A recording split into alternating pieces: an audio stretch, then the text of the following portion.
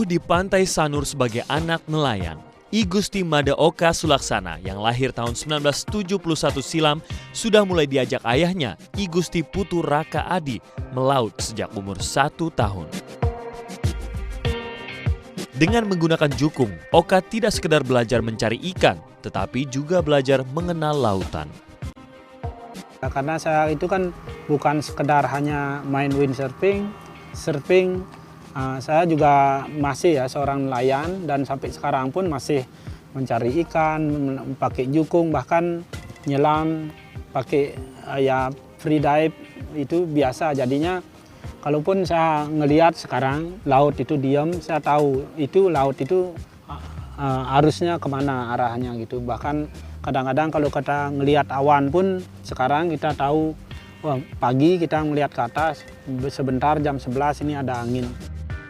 Dengan keahlian inilah laju prestasi Oka Sulaksana semakin mudah. Apalagi olahraga selancar angin ini ia pelajari tanpa pelatih sama sekali. Tahun 1995, Oka dilirik KONI untuk membela Indonesia di SEA Games ke-28 di Chiang Mai, Thailand. Tanpa basa-basi, Oka mendominasi pertandingan dan berhasil menyumbangkan medali emas SEA Games pertamanya untuk Indonesia. Prestasinya ini pun kembali diulang di SEA Games ke-29 di Jakarta tahun 1997.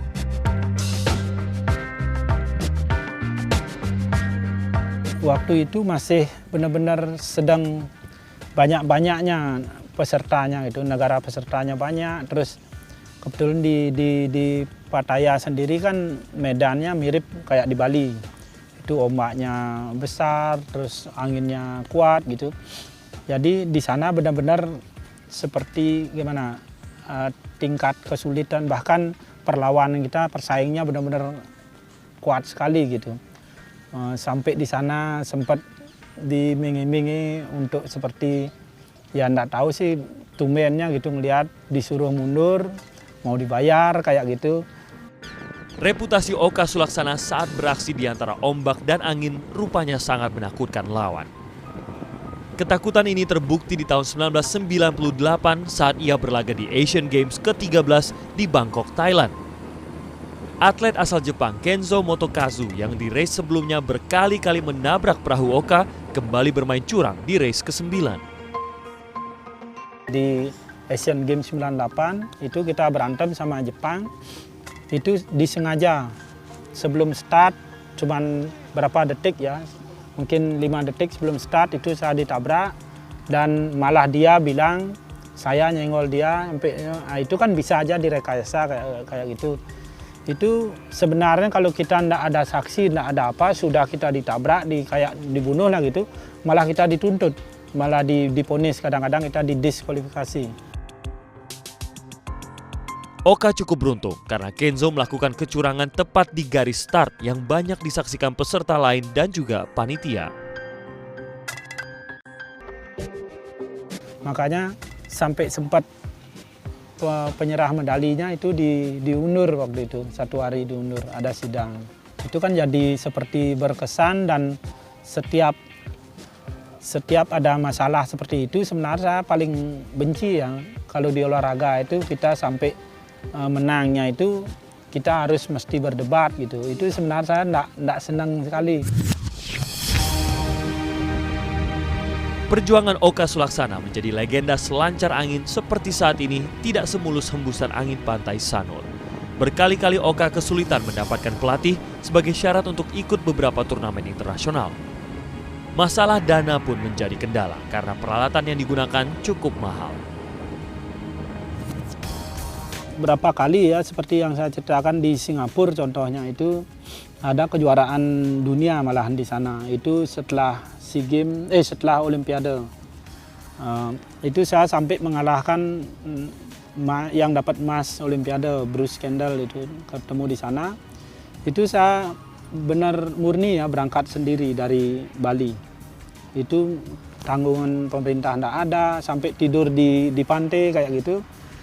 Ya kalau diceritain sekarang sih kayaknya antara ngingat-ngingat yang itu jadi kesel gitu. Cuman saya maunya biar benar-benar ada tumbuh anak-anak muda sekarang yang benar-benar berjiwa ya kesatria lah gitu, jiwa tidak pantang menyerah.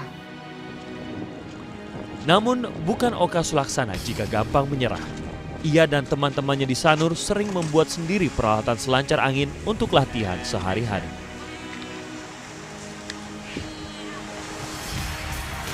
Oka Sulaksana memang bermental juara. Semua hambatan yang dihadapinya selama ini tidak bisa menghalangi medali emas untuk tiba di genggamannya. Dalam kondisi sakit, Oka berhasil meraih satu-satunya medali emas cabang layar di SEA Games ke-21 Malaysia tahun 2001. Bahkan medali emas Asian Games ke-14 tahun 2002 di Busan, Korea Selatan diraihnya dengan sangat berat. Waktu pas kejuaraan itu saya masih di perban gitu saja ya.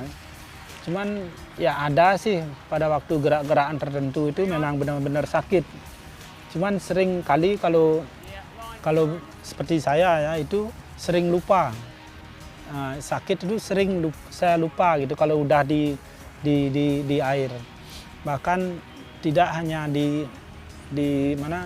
Busan itu SEA Games di Malaysia itu saya sempat finish sampai di pasir saya pingsan.